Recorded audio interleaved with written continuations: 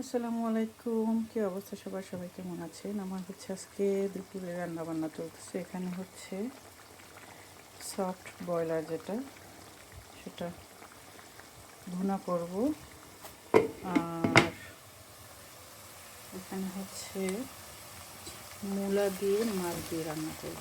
এটা মানে আমি যেভাবে করতেছি, এটা সিলেটের একটা ফ্যামিলি আমাকে একদিন রান্না করে পাঠাইছিল।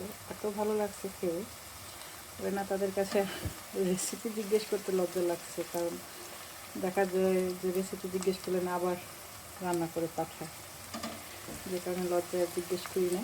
পরে একদিন ফেসবুকে সিলেটে একটা আপুর ভিডিওতে দেখলাম যে সে মূলাটা রান্না করতেছে। তো দেখলাম যে বেশি করে পেঁয়াজ আর বেশি করে তেল দিয়েছে, হলুদ গুঁড়া, মরিচ গুঁড়া এই পর্যন্ত মনে আছে, লবণ দিয়েছে। এরপরে রসুন বাটা আর ধনিয়ার গুঁড়া কি দিছিল নাকি আমার মনে নাই। তো আমি যে রান্নাটা খেয়েছি সেটা রুই মাছ দিয়ে রান্না করা হয়েছিল, ছোটো ছোটো যে র্যাডিশগুলো ওইগুলো।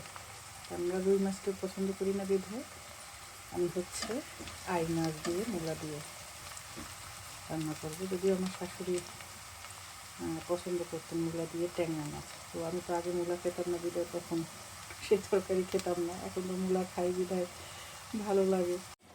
আমি মশলার সাথে মাছটা একটু সময় কষায় নিচ্ছি।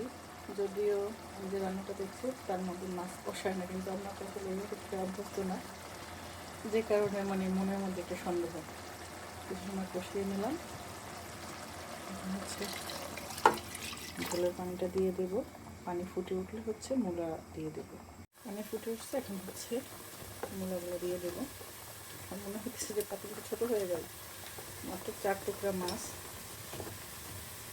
কাটলাম, পরে 9 থেকে না 10 টুকরা হচ্ছে। এত বড় বড় সাইজ মাছের পাতিল ভরে গেছে।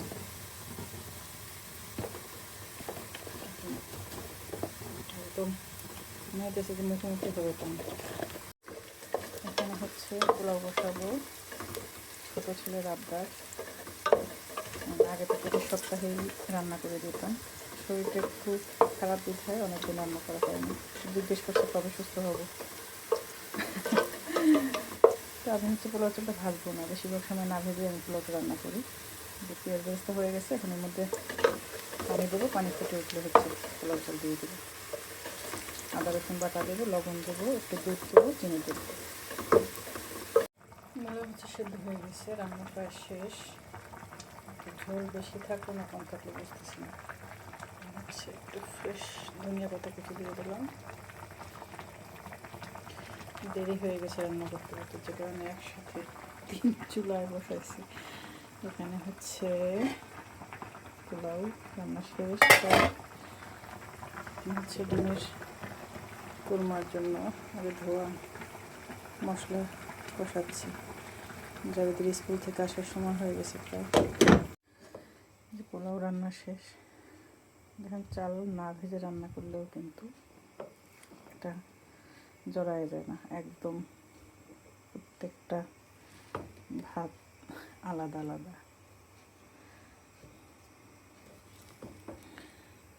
আর অনেক সময় চাল চাল থেকে যায় ভিতরে পোলাও, তাও কিন্তু থাকে না। কখনো আমার এটা হয় না, যদিও কখনো